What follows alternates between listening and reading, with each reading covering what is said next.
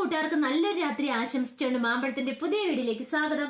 നമുക്ക് നേരെ രേവതിയുടെ സച്ചിയുടെ ഒക്കെ നാളത്തെ ഒരു അടിപൊളി പ്രൊമോ വിശേഷത്തിലേക്ക് അങ്ങോട്ട് പോയാലോ. നാളത്തെ പ്രൊമോ വിശേഷത്തെ കാണിച്ചിരിക്കുന്ന പറഞ്ഞിട്ടുണ്ടെങ്കിൽ ചന്ദ്രമതി അങ്ങനെ സത്യങ്ങളെ തിരിച്ചറിയുവാണ്. സുധി ഹോസ്പിറ്റലിൽ അഡ്മിറ്റ് ആണ്, ആക്സിഡന്റ് പറ്റിയെന്ന് ഇത് അറിഞ്ഞു കഴിഞ്ഞപ്പോഴത്തേനും ചന്ദ്രമതി നെഞ്ചത്തടിച്ച് നിലവിളിക്കുന്നുണ്ട്. അതിന്റെ വിശേഷങ്ങളും അതോടൊപ്പം തന്നെ ശ്രുതിയുടെ ഫോണിലേക്ക് വന്ന കോൾ അറ്റൻഡ് ചെയ്തിട്ട് സുധിയോർ ആരാന്ന് ചോദിച്ചു കഴിയുമ്പോൾ സുധി പറയാണ് ഞാൻ അവളുടെ ഭർത്താവാന്ന്. അങ്ങനെ സുധിയുടെ ഭർത്താവാകുവാണ്. അതിന്റെ വിശേഷങ്ങളൊക്കെയാണ് നാളെ നമ്മൾ കാണാൻ പോകുന്ന പറഞ്ഞിട്ടുണ്ടെങ്കിൽ ഇന്നൊക്കെ തന്നെ നമ്മൾ കണ്ടു സുധിക്ക് വലിയ ആക്സിഡന്റ് ഒക്കെ പറ്റി ഹോസ്പിറ്റലിൽ അഡ്മിറ്റ് ആയിക്കുവാണ്. അഡ്മിറ്റ് ആയിക്കുമ്പോൾ ചെറിയൊരു സർജറി ഒക്കെ വേണ്ടി വന്നു വിരൽ നേരെയാക്കാനായിട്ട്. ഇതിന് ശേഷം ശ്രുതി നന്നായിട്ട് അടുക്കുന്നുണ്ട്, അടുത്തവർ നല്ല സംസാരിക്കുന്നൊക്കെ ഉണ്ട്. പിന്നീട് ശ്രുതിയുടെ ഫോണിലേക്ക് രാത്രിയെന്നോ പകലിന്നോ ഇല്ലാതെ ഓരോ ആൾക്കാർ ഇങ്ങനെ കോള് വിളിച്ചോണ്ടിരിക്കും. ഇടയ്ക്ക് കോൾ വിളിക്കുന്ന പറഞ്ഞിട്ടുണ്ടെങ്കിൽ ചിലപ്പോൾ നല്ലവരായിരിക്കും, ചിലപ്പോൾ കസ്റ്റമേഴ്സ് ആയിരിക്കും, അല്ലെങ്കിൽ ചില അല്ലാത്തവന്മാരുണ്ട്, ജനപന്മാരുണ്ട്. അവർ വിളിച്ചിട്ട് വൃത്തിയോടൊക്കെ വിളിച്ചു പറയും. ശ്രുതിക്ക് പിന്നെ ഇത് എപ്പോഴും കേൾക്കുന്നതായതുകൊണ്ട് കുഴപ്പമില്ല. അങ്ങനെയുള്ള കോള് വരുമ്പോൾ ശ്രുതി കട്ട് ചെയ്ത് വിടുക ചെയ്യുന്നത്. അങ്ങനെ ശ്രുതിയുടെ ഒരു ക്ലയന്റിന്റെ PA വിളിച്ചു കഴിയുമ്പോഴത്തേനും കോൾ എടുക്കുന്നോ ശ്രുതിയാണ് കോൾ എടുക്കുന്നത്. അപ്പൊ ശ്രുതി വാഷ്റൂമിലേക്ക് പോയ സമയത്താണ് കോൾ വരുന്നത്. അപ്പൊ ശ്രുതി എടുത്തപ്പോൾ ശ്രുതി പറഞ്ഞു ആരാന്ന് ശ്രുതിയോട് ചോദിച്ചപ്പോൾ ശ്രുതി പറഞ്ഞു ഞാൻ ശ്രുതിയുടെ ഹസ്ബൻഡാന്ന് പറയാണ്. അത് കേട്ട് കഴിഞ്ഞപ്പോൾ അയാൾ പേടിച്ച് പെട്ടെന്ന് കോള് കട്ട് ചെയ്തു. ചോദിക്കാനും പറയാനും അല്ലോ ഉണ്ടെന്നറിയും. പിന്നെ അവന്മാർക്ക് വിളിച്ചിട്ട് വേറെ ഒന്നും പറയാൻ പറ്റില്ലല്ലോ. പിന്നെ റോങ് നമ്പർ ആണ്, അറിയാതെ കോള് കയറി വന്നാന്നൊക്കെ പറഞ്ഞുകൊണ്ട് അയാൾ തടി ഊരുവാണ്. ഇത് കേട്ടോണ്ട് വന്ന് ശ്രുതി ഒരു നിമിഷം അമ്പരന്ന് പോയി. ശ്രുതിക്ക് താൻ കേട്ടത് വിശ്വസിക്കാൻ പോലും ആയില്ല.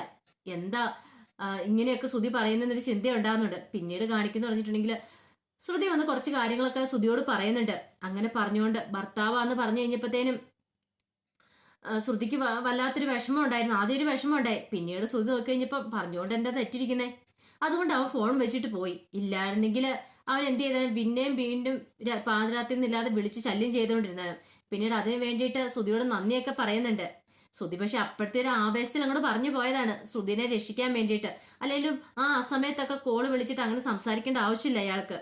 അയാളൊരു ഞരം വരാന്ന് അപ്പം തന്നെ ശ്രുതിക്ക് മനസ്സിലാവുകയും ചെയ്തായിരുന്നു. പിന്നീട് കാണിക്കുന്നൊരു വിശേഷം എന്ന് പറഞ്ഞിട്ടുണ്ടെങ്കിൽ സച്ചി റോഡിൽ കൂടെ പോകുന്ന സമയത്താണ് അശോകനെ കാണുന്നത്, രവീന്ദ്രന്റെ ഫ്രണ്ട് അശോകനെ. അപ്പൊ അശോകനോട് നല്ല കമ്പനിയാണ് സച്ചി.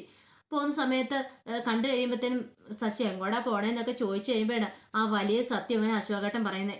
തന്റെ ഭാര്യ ഹോസ്പിറ്റലിൽ അഡ്മിറ്റ് ആണ്, അപ്പൊ അവൾക്ക് ടെസ്റ്റുകളൊക്കെ ചെയ്യണം.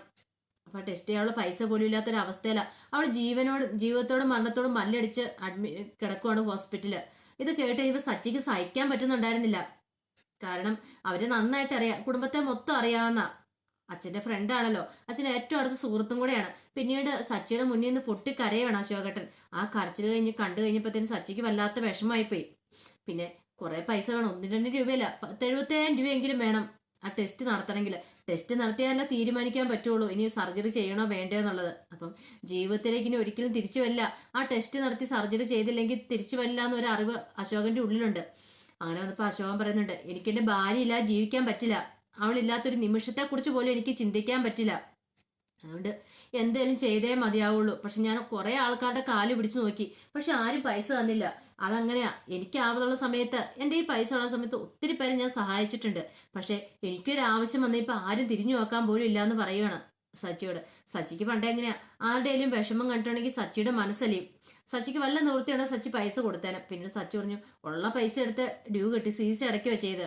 പിന്നീട് അച്ഛൻ്റെ കയ്യിലാണെങ്കിൽ ഒന്നും ഇല്ല താനും, എവിടെ നിന്ന് ഉണ്ടാവണം, ഉള്ള പൈസയും കൊണ്ട് ശ്രുതി മുങ്ങുകയും ചെയ്തില്ലേ. അപ്പൊ രവീന്ദ്രൻ പറയുന്നുണ്ട് ഞാൻ അച്ഛനോടൊന്ന് പൈസ ചോദിച്ചായിരുന്നു, പക്ഷെ രവിയേട്ടൻ്റെ കയ്യിൽ ഇല്ലെന്ന് പറഞ്ഞു. എനിക്കറിയാം അദ്ദേഹത്തിന്റെ അവസ്ഥ എന്താന്ന്, പെൻഷൻ മാത്രം പ്രതീക്ഷിച്ചിരിക്കും അച്ഛന്. അപ്പൊ പെൻഷന്റെ കാര്യം ഒരു തീരുമാനത്തിൽ എത്തിയിട്ടില്ലോ.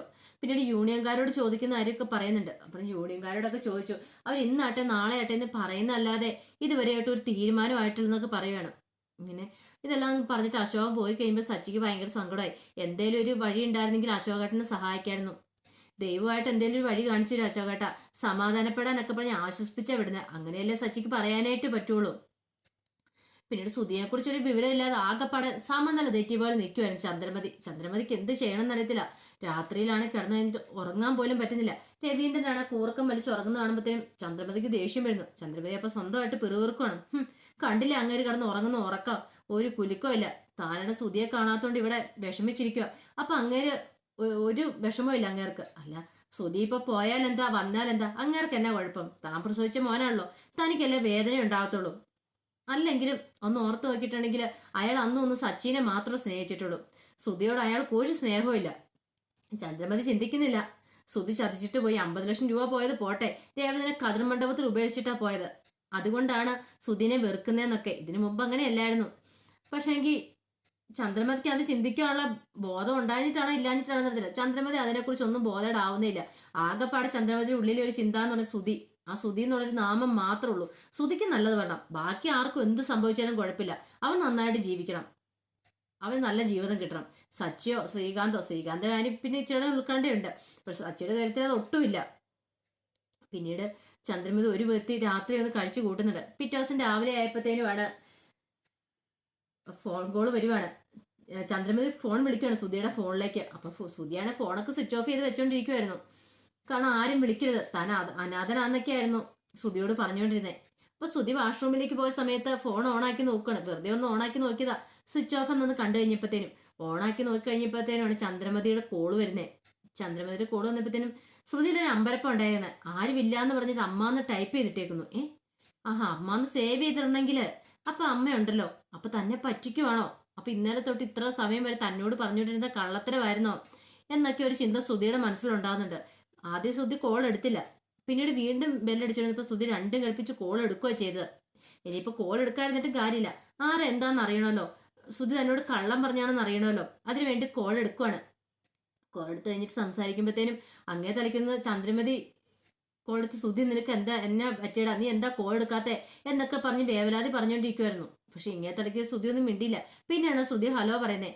ഹലോ കേട്ട് കഴിഞ്ഞപ്പോഴത്തേനും ചന്ദ്രമതി ഒന്ന് അമ്പരന്നു. താ ശ്രുതിയുടെ ഫോണിലേക്ക് തന്നെയല്ലേ വിളിച്ചേ എന്നൊരു ചിന്ത ഉണ്ടാകുന്നുണ്ട്. പിന്നീട് ചന്ദ്രമതി ശ്രുതിയോട് ചോദിക്കുക നീ ആരാ എന്താന്നൊക്കെ ചോദിക്കുകയാണ്. അവസാനം ഉള്ള സത്യങ്ങളൊക്കെ ശ്രുതി പറയാണ്. ഇവിടെ ശ്രുതി ഹോസ്പിറ്റലിൽ അഡ്മിറ്റ് ആണ്, ആക്സിഡന്റ് പറ്റിയെന്നൊക്കെ.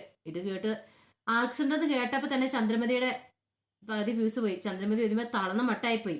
അത് ശ്രുതിക്ക് ഒരിക്കലും പ്രതീക്ഷിച്ച കാര്യമല്ല. പിന്നീട് ഈ സൗണ്ട് കേട്ട് കഴിഞ്ഞപ്പോഴത്തേനും ശ്രുതിക്ക് ഒരു സംശയം തോന്നി, ഇത് എവിടെയോ പരിചയമുള്ള സൗണ്ട് ആണല്ലോ എന്ന്.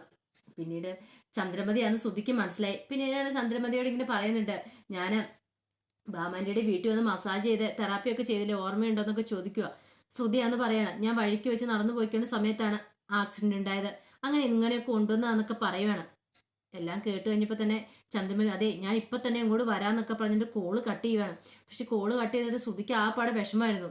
ശ്രുതി കള്ളം പറഞ്ഞു. അങ്ങനെ ശ്രുതി വാഷ്റൂമിൽ നിന്ന് വന്നു കഴിയുമ്പോഴത്തേനും ശ്രുതിനെ നേരിടാൻ തയ്യാറായിട്ടിരിക്കുമായിരുന്നു. തന്നോട് കള്ളത്തരം പറഞ്ഞാണെങ്കിൽ ഇവൻ ചതിയനാണ്, ഇവന് ഒരിക്കലും വിശ്വസിച്ചുകൂടാ, ഈ ആണെന്ന വർഗത്തെ പോലും വിശ്വസിച്ചുകൂടാ, അങ്ങനെ ഒരു ചിന്തയൊക്കെ ശ്രുതിയുടെ ഉള്ളിൽ ഉണ്ടാകുന്നുണ്ടായിരുന്നു. പിന്നീട് വാഷ്റൂമിൽ നിന്ന് വന്നു കഴിഞ്ഞപ്പോഴത്തേനും ശ്രുതി സത്യങ്ങളെല്ലാം തുറന്നു പറയുന്നുണ്ട് ശ്രുതിയോട്.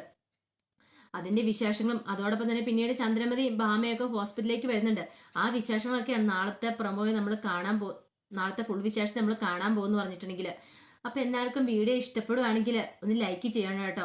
ആദ്യമായിട്ട് കാണുന്നതാണെങ്കിൽ സബ്സ്ക്രൈബ് ചെയ്യുകയും കൂടി ചെയ്യണം കേട്ടോ. ഒരിക്കൽ കൂടി എല്ലാവർക്കും നല്ലൊരു രാത്രി ആശംസിച്ചുകൊണ്ട് നിർത്തുന്നു. നന്ദി.